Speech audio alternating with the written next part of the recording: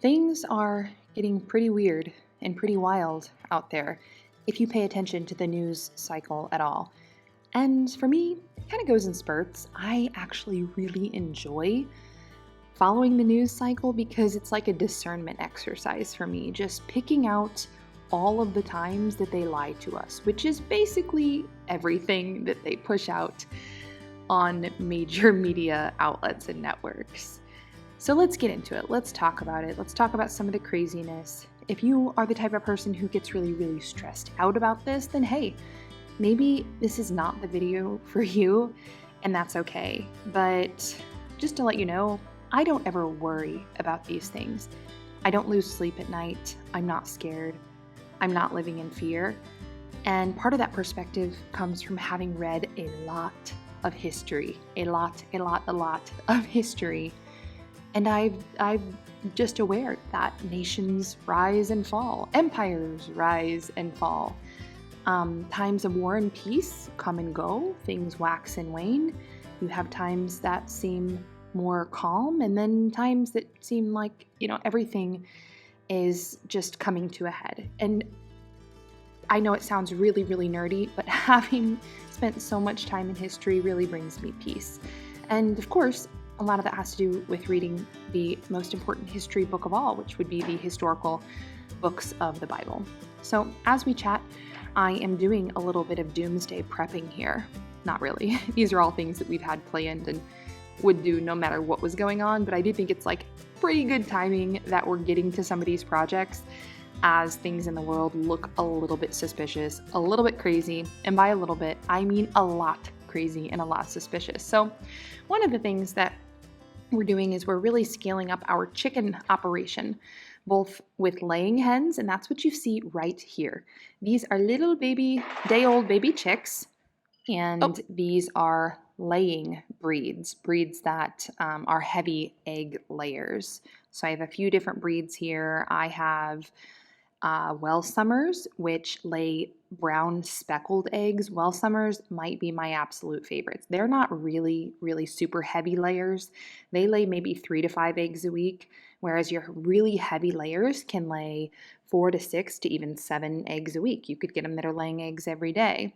But Welsumers just bring me joy, and that is why I always like to keep Welsumers. I also have some, I do have some barred rocks here, so I have some heritage breeds, but then I have some green egg layers and maybe some Easter eggers, like some blue egg layers. Because in the event of an apocalypse, in the event of doomsday, we need beauty, people. It's not just about functionality. We're not just about being practical here. We need to preserve beauty and joy. We need to spark joy in everyday tasks. And not many things spark joy like beautiful, colorful egg baskets with speckled eggs. Speckled eggs just bring me joy. So that's what I was doing, is unpacking our latest chick order. I had about 80 chicks there, and we'll be getting about 50 to 60 more in the mail in the next couple of weeks. So we're going to be running about 150 laying hens.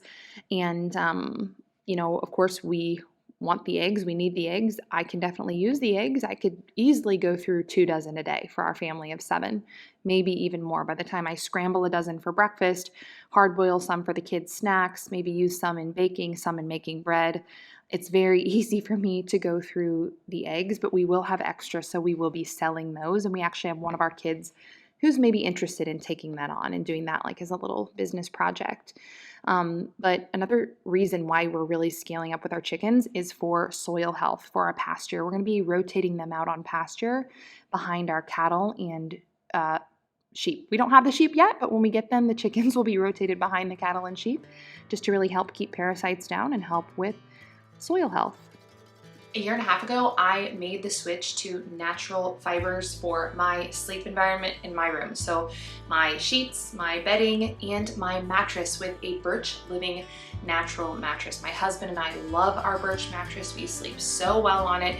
And I just love having the peace of mind that I am sleeping on organic, natural fibers for a third of my life, because we sleep for a third of our life. And we don't want to spend that time exposed to unnatural materials and substances like fiberglass that are used in most mattresses as flame retardant. We are slowly switching out all of the mattresses in our home for Birch natural mattresses, and this time it was my daughter's turn. She's had the same mattress since she moved out of her crib slash toddler bed mattress, which was 10 years ago. So it was time for her to get an upgrade with a Birch Kids natural mattress. Now she will get to sleep on a mattress that is free from fiberglass and polyurethane foams and made with organic wool, organic cotton, and 100% natural latex. So if you know anything about wool actually has flame resistant properties, and it is great for temperature regulation. That's why a lot of us love to use wool covers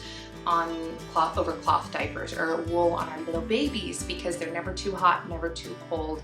They always feel just right. It's the same if you have a Birch Living Natural mattress. When you order a Birch Living Natural mattress, it comes vacuum packed straight to your door, so it's very easy to get in your house and onto your bed or wherever you're putting it. It also comes with a 100-night free sleep trial, so you can try it out. For whatever reason, if you don't end up liking it, then you can send it back. I know you're going to love it. And right now, when you use my code BirchPartner27, you can get 27% off site-wide. So head on over to birchliving.com/Hopewell Heights. Check out everything on their site, because like I said, my code is good site-wide, and I will put my code BirchPartner27, my link, and all the details below the video, so just tap the more button and check it out. So another thing that I'm going to be doing in this video is demonstrating a hand crank grain mill for you guys. I have the Wonder Mill Junior Mill, and I really love it. You all know that it is like my ultimate fantasy that the grid would go down like just at my house. I don't, want to cause problems for everybody else. I just want it to go down at my house on our farm, and for us to revert to pioneer times. And people laugh and they tell me, oh, no, you don't. You would miss electricity. You would miss this or that. You don't really want that. But I really do. It's funny when people tell me what I do and don't want, because when I wanted to get a milk cow, everybody and their brother told me, you don't actually want to milk a cow every day. Just wait. Give it a few weeks and you're going to want to get rid of it. You're going to realize it's not for you. And it's been like that with every single thing that I've done, whether it's sourdough, baking my own bread, staying home with my kids, everything. People try to tell me that I don't actually want those things. I'm telling you, there are people out there like me, like we actually do want those things. Anyway, my, dream probably is not going to come true soon. So I guess now is a good time to get into talking about maybe some of the craziness that's going on in the world. Part of that is everything that is transpiring around the topic of digital IDs. If you're not following this, this is definitely something to follow. It's something that I was first made aware of back in the 2010s when I first kind of dove into conspiracy theories. And that happened because of one of my children had a vaccine injury. And I really just started reading labels of things that I should have been reading in the first place. I started reading the vaccine inserts and just kind of looking at some of the research around that. One thing led to another. The next thing you know, I was watching the Plotkin depositions, which is one of the darkest things I've ever seen in my life, talking about the, practices around abortion. And that really set me off down a path of realizing that there is actual evil in the world. At that time, I was like brand new back into my Christian walk. And by the way, my number one tip for using a hand crank mill is to have your husband do it. Because as you can see, I was having to use two hands, and it's hard if you want to mill your flour to a very fine powdery consistency to get like a really light and airy loaf, which is possible. So you can see it here. This Wonder Mill Junior Mill is fabulous, and it does a wonderful job of milling grain into powdery fine flour for baking, which is what I'm going to do today. We're going to bake a sourdough artisan loaf that is 100% freshly milled flour and long fermented in sourdough. No all-purpose flour mixed in here. This is what I'm going to call apocalypse bread or doomsday bread. You can call it whatever you want.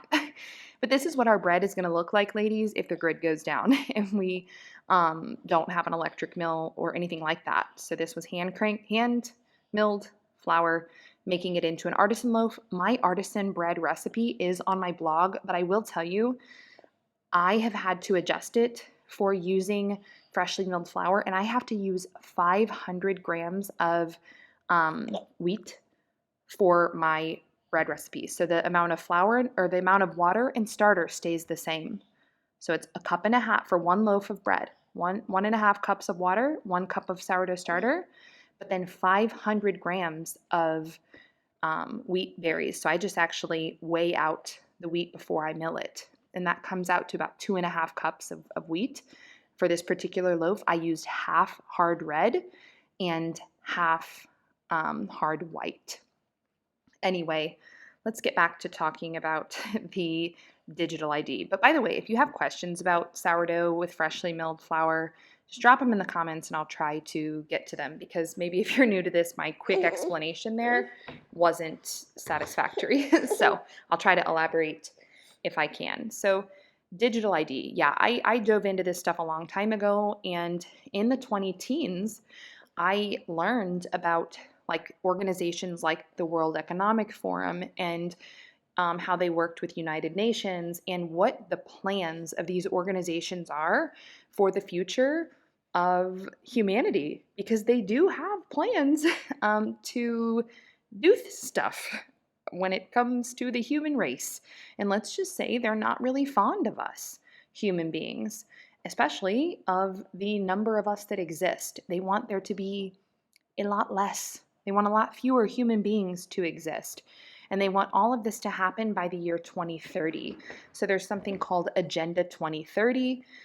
And it's basically where very powerful people and organizations have planned to completely revolutionize humanity and society by 2030 and bring us into a new world order that will involve merging human beings with AI. So we all have heard about that with like Elon Musk's Neuralink. That's part of it. Technology like that, where human beings become one with tech. So it's no longer that we're just glued to our phones. We actually are our phones. So that's part of it. And a one world currency, one world government, one world everything, one world religion. And if this is sounding kind of like apocalyptic, like biblical apocalyptic, that's because it is. We actually do read about these things in the apocalyptic texts of the Bible, which we can find some allusions to, the end of this world and the second coming in the Gospels. We can find some in Revelation. They're peppered throughout the Bible. And I'm not sitting here telling you that like the end of the world is tomorrow. That's not what I'm saying. What I'm saying is the stage is set for something like that. But the stage has been set before. And if you want to read about that, one interesting case would be to look up Julian the Apostate. I'm not going to tell you everything about it, but essentially many, many moons ago, well over 1,000 years ago, somebody tried to rebuild Solomon's temple. This would have been a third temple in Jerusalem. And that effort was really scary to Christians at the time, because they took that as a sign that the world was literally going to end as we know it. But the effort of that person was thwarted by God, literally struck down by lightning. So just go look it up. It's a crazy and wild story how basically no one knows the day or the hour that Jesus is going to come again, and God is in control. I mean, that's the moral of the story, but go look it up. Julian the Apostate. It's a really cool story. And I will tell you, the stage was set then. Things looked like they were falling in place for the, true like apocalypse. But it didn't happen because God thwarted it. And the same is true now. The stage is set. Things look really, really crazy, but we just don't know the day or the hour. Yes, we should be aware and alert to these things and paying attention. And by the way, look at this pretty doomsday apocalypse bread. So it won't be the end of the world as long as we can make our bread, right? But God has the final say. However, we do know for a fact this is not a conspiracy. It's right out in the open that, the powers that be are pushing for a new world order. Unlike the Industrial Revolution, this is, well, we've already kind of experienced the tech revolution. So this is like the merging of tech and humanity revolution that they're wanting. to move us into the next phase of humanity. And they're not just going to come out tomorrow and say, okay, everyone get a Neuralink. They are going to approach this with like a death by 1,000 cuts. They are grooming us to accept that technology when it comes out. And they've started a long time ago with even things like pagers. Who remembers pagers? Just conditioning you to carry something around and always be waiting for it to alert you. So you're kind of responding to that device. And, we just see tech kind of taking more and more of a hold on our life over the past 20, 30, 40 years, whatever, to where now, we're at the point to where everyone carries their phone around all the time. And even, like things like Apple Wallet make it really easy and convenient just to pay with your phone. Everything is done through the phone. So over a year ago, when I got rid of my smartphone, I didn't think it would be a big deal. I thought, I'm ready to do this and it'll be a little inconvenient, but boy, was I wrong. I didn't realize how enmeshed my life had become with my smartphone. All of my banking and everything, it actually took several months of just little things popping up. I would go to do this or that and realize that I had actually had that thing set up through my old iPhone, and now I had to reset it up or redo something so that I could access it from my computer. And there are things that I just can't access anymore, but I'm totally fine with it, not going back. I love having a dumb phone. But the next step in their plan is the digital ID, to where your identification is going to be on your phone, and you're going to need this identification to work, to travel, and to engage in society. And this is not something that's hypothetical. It actually is taking place in the UK right now. I think just a week ago they passed it in the UK. So it's happening in UK. And just a couple days ago, the bill went up in Switzerland, and it passed by a very narrow margin. And when I say passed, I don't actually believe that the people voted it in, because I don't believe that voting counts. I think that's an illusion. Democracy is an illusion. They don't actually count our votes. We don't actually get to elect our officials. What they do is they kind of they prop up two candidates that appear to be opposed on moral issues to pull at our emotional and, spiritual heartstrings, so to say, and get us all fired up against each other to keep us distracted from what's really going on. And that is the fact that they're still pulling the strings behind the scenes, because they own and control these politicians, every single one of them. That is my belief. But anyway, it's happening. Digital ID is happening. And I think we still have our Second Amendment in the U.S., so I think it'll be a while before it happens here, maybe another couple of years. But in the meantime, I've got my hand crank mill, I've got my doomsday apocalypse bread, I've got all my sourdough skills and homemaking skills, I've got my 80, soon to be 150 chicks, my dairy cow, and most importantly, I've got my husband. Ladies, you need a good man in your life if you're going to get through these next few years. All right, that's it for this week's video. I'll see you guys next week. All the recipes that you saw in this video can be found at hopewellheightsblog.com, including how to make and keep a sourdough starter and how to make sourdough artisan bread. I'll put the changes with freshly milled flour in the description below the video.